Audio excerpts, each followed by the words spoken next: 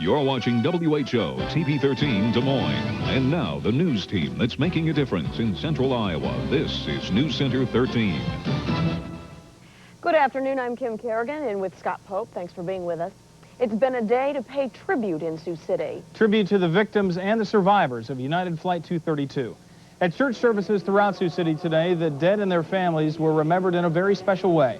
One of the presiding clergymen reminded worshipers that the most remarkable aspect of the crash was the huge number of people that survived. We must turn this tragedy from hopelessness to hope. We can look at the miracles of this ill-fated flight, like that people walked away. It is much more difficult to work through the pain than I could ever have imagined.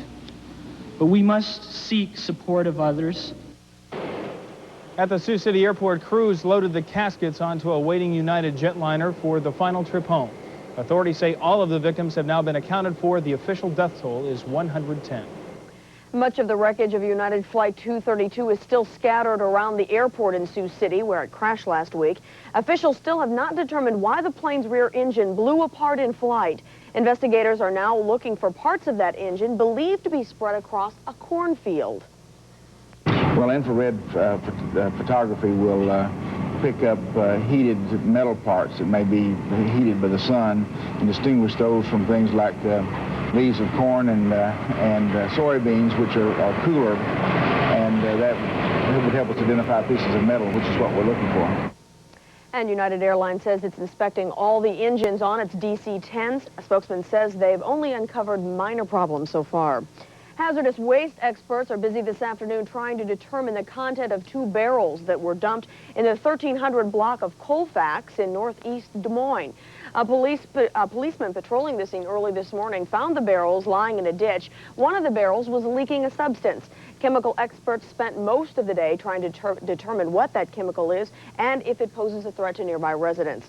Investigators say the appearance of the substance has them concerned. It's real thick, and one of the barrels, 2/3 of it probably leaked out onto the ground, and it just laid there. It was probably the consistency of cold honey or something like that. It was very thick. Officials say the chemical gave off no odor or indication that it was flammable. Residents were not in any immediate danger. However, the barrels have been safety sealed and taken in for further laboratory examination. Police don't know who dumped the barrels, but they're trying to contact the company whose name is printed on them. The 17th edition of RAGBRAI officially underway. And in fact, the first day's ride from Glenwood, Iowa to Clarinda is already over for many of the riders. The week-long trek across Iowa will take the bicyclists to Atlantic tomorrow.